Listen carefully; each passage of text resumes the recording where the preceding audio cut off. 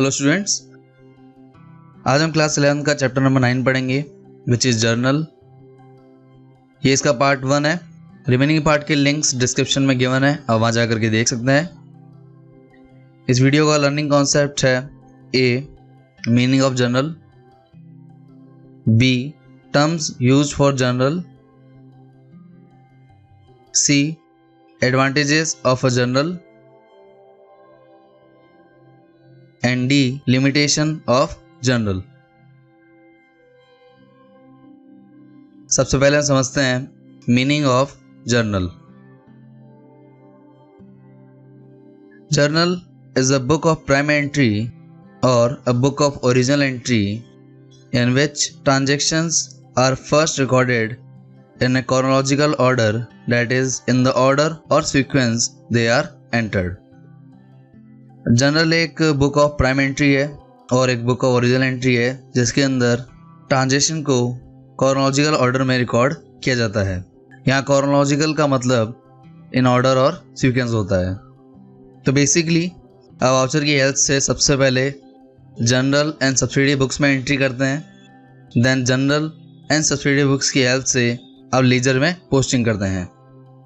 ये आपका पूरा प्रोसेस होता है एक ट्रांजेक्शन का। द नेक्स्ट टॉपिक है टर्म्स यूज फॉर जर्नल। ये जर्नल बनाते टाइम आप कौन कौन सी टर्म्स यूज में लेते हैं, जिसमें सबसे फर्स्ट है जर्नल एंट्री।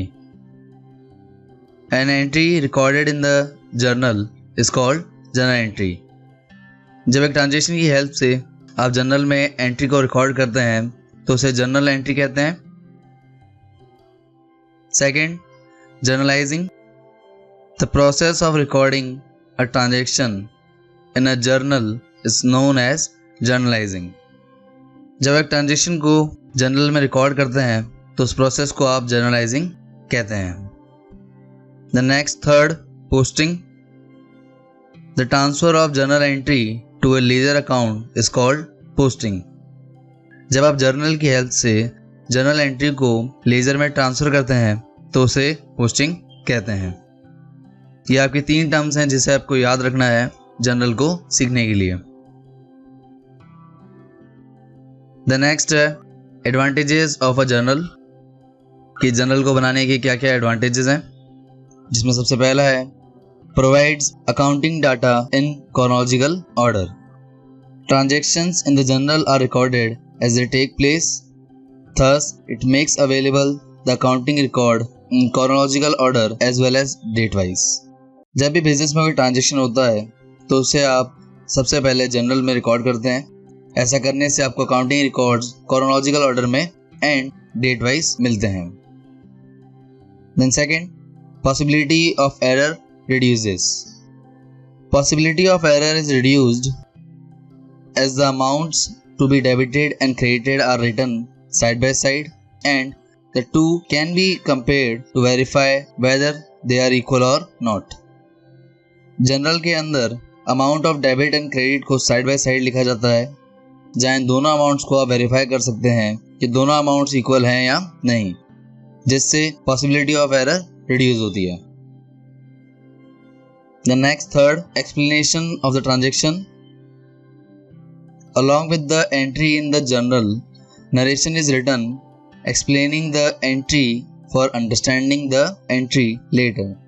जब भी आप जर्नल में कोई एंट्री करते हैं तो उसके साथ साथ आप उस एंट्री की नरेशन भी लिखते हैं, जिसे आप डिस्क्रिप्शन भी कह सकते हैं, जो एक्सप्लेन करता है कि जर्नल की एंट्री आपने किस लिए की है। तो ये आपके 3 एडवांटेजेस हैं जर्नल को प्रिपेयर करने के। The next topic, limitations of a journal, कि जर्नल की कुछ लिमिटेशंस भी हैं, जिसमें फर्स्ट है unsuitable for large volume of transactions. Recording all transaction in a journal is not feasible if the number of transaction are many. It becomes inconvenient to maintain one journal to record all the transaction. अगर आपके business में काफ़ी ज़्यादा transaction हो रहे हैं तो सभी ट्रांजेक्शन्स को जर्नल में रिकॉर्ड करना फीजिबल नहीं होता। ये काफ़ी इनकन्वीनियंट होता है सभी ट्रांजेक्शन को एक ही बुक में रिकॉर्ड करना। Then second, not a simple system of recording. Recording transaction in a journal involves identification of accounts to be debited and credited and applying rules of debit and credit. जब भी आप transaction को journal में record करते हैं तो उसके लिए आपको अकाउंट्स को आइडेंटिफाई करना ज़रूरी होता है कि कौन सा अकाउंट डेबिट होगा और कौन सा अकाउंट क्रेडिट होगा। साथ साथ आपको डेबिट एंड क्रेडिट के रूल्स भी अप्लाई करने होते हैं।